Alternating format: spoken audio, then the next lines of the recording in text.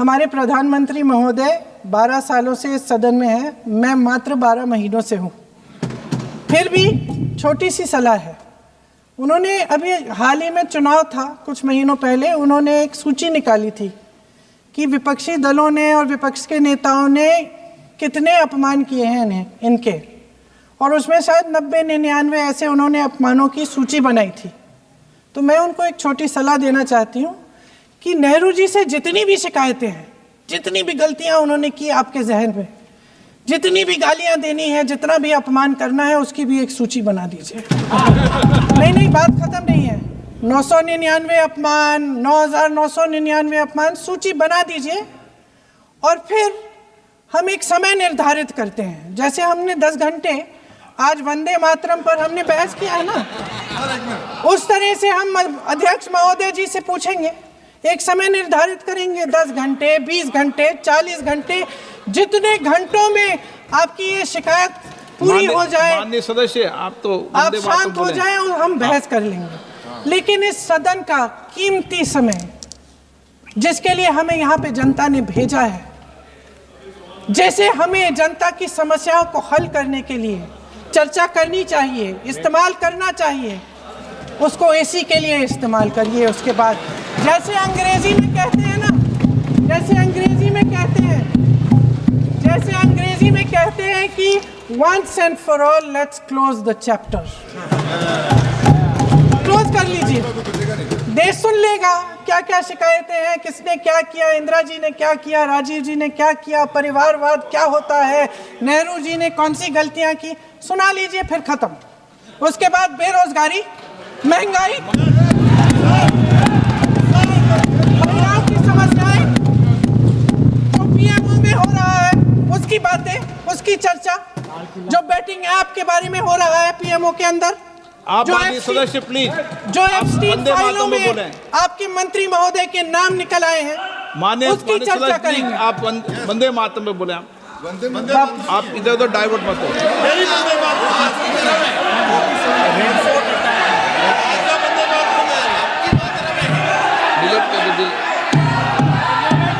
क्या हो गया? आप 1 मिनट, हाँ कर दो। क्या हो गया? अंत में चिड़ी गए।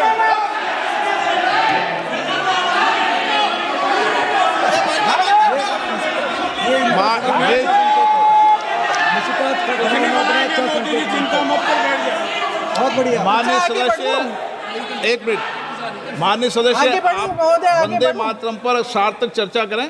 ठीक सर, इधर उधर डाइवर्ट यही थी सर, संक्षिप्त में बात यही थी, कोई डाइवर्ट नहीं होना चाहिए। अपन को बातें करते रहते हैं। माननीय सदस्य नहीं, आप बिना तथ्यों के कोई बात नहीं करें। आप वंदे मातरम पे बोले उचित रहेगा।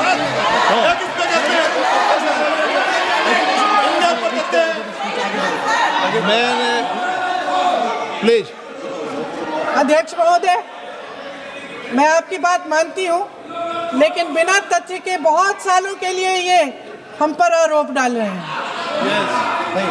हम चुपचाप सुनते हैं, इनको भी थोड़ी सी संतुलन होनी चाहिए, सुनने की थोड़ी सी हिम्मत होनी चाहिए। ये राजनीति है, हम बोलेंगे, आप वंदे मातरम बोलेंगे।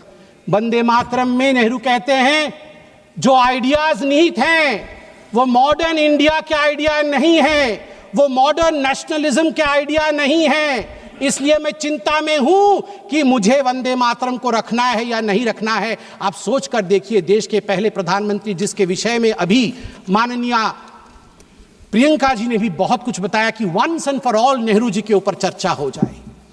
अगर once and for all Nehru ji के ऊपर चर्चा हो गई तो फिर मैं यही कहूंगा, कई लोगों के लिगेसी को दबा करके नेहरू की लिगेसी बनाने की चेष्टा की गई है। सरदार पटेल की लिगेसी को दबाया गया है, यहां तक दबाया गया कि जब सरदार पटेल की अंतिम संस्कार का समय आया तब नेहरू जी ने मना कर दिया था अपने कैबिनेट के कोलीग को कि कोई भी सरदार पटेल के अंत्येष्टि में ना जाए। इससे खराब और क्या हो सकता है, इससे खराब और क्या हो सकता है।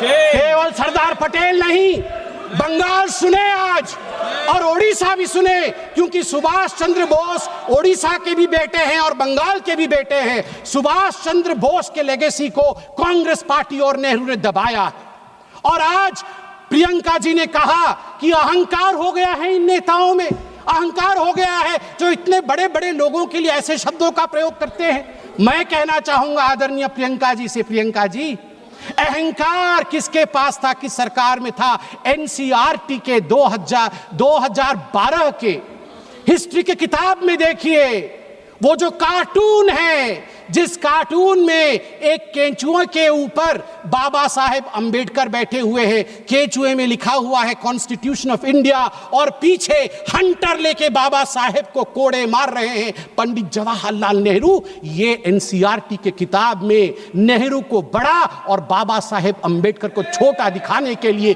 कांग्रेस पार्टी ने किया था। और की हिम्मत है कि कहते हैं कि हम अहंकारी है। बाबा साहेब अंबेडकर को जो कोड़े मारने के कार्टून को एनसीईआरटी के किताब में छाप सकता है, मैं उनसे पूछता हूं कि आप अहंकारी हैं या हम अहंकारी हैं?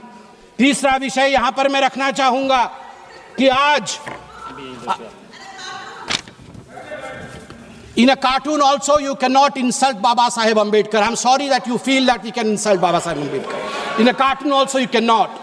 आज मैं कोट करना चाहूंगा श्री अरविंदो को, श्री अरविंदो जी को कोट करना चाहूंगा। महर्षि अरविंद कहते हैं, जब उनसे उनके शिष्य ने पूछा कि कांग्रेस पार्टी ने कई पैराग्राफ हटा दिए, केवल 2 स्टैंजा ही रखा है, दुर्गा नाम था उसमें, सरस्वती जी का वर्णन था, इसलिए हटा दिया गया।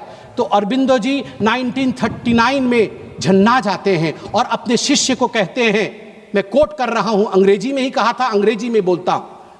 Sir Aurobindo commented, but it is not a religious song. It is a national song, and the Durga spoken of is India as the mother.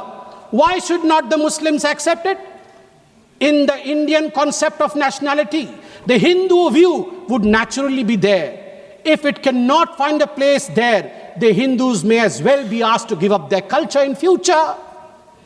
उन्होंने कहा कि क्यों जो दुर्गा लिखा गया है वंदे मातरम में, उसमें अगर हिंदू व्यू भी है तो इतना कॉम्प्रोमाइज करके घबराने की क्या बात है? स्वाभाविक है, ये भारतवर्ष है, इस भारतवर्ष में हिंदू व्यू आएगा ही, सनातन का व्यू आएगा ही। क्यों नहीं आए, क्यों नहीं आए? अनादि काल से जो गंगा अविरल बह रही है, जो विचारधारा अविरल बह रही है, उस विचारधारा को हम एपोलॉजेटिक होके, हम शर्मिंदा होके खंडित क्यों करें? महात्मा गांधी क्या कहते हैं वो भी सुन लेते हैं। महात्मा गांधी कहते हैं, no matter what its source was and how and when it was composed, it has become a most powerful battle cry among the Hindus and Muslims of Bengal during the partition days. It was anti-imperialistic cry.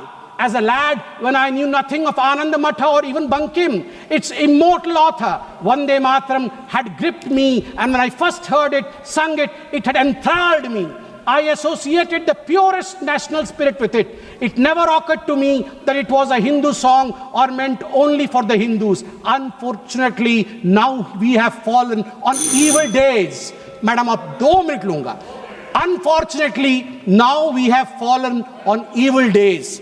त्वं ही दुर्गा दश प्रहरण धारिणी कमला कमल दल विहारिणी वाणी विद्यादायिनी नमामि त्वां नमामि कमलां अमलांग तुलां सुजलां सुफलां मातरम वंदे मातरम।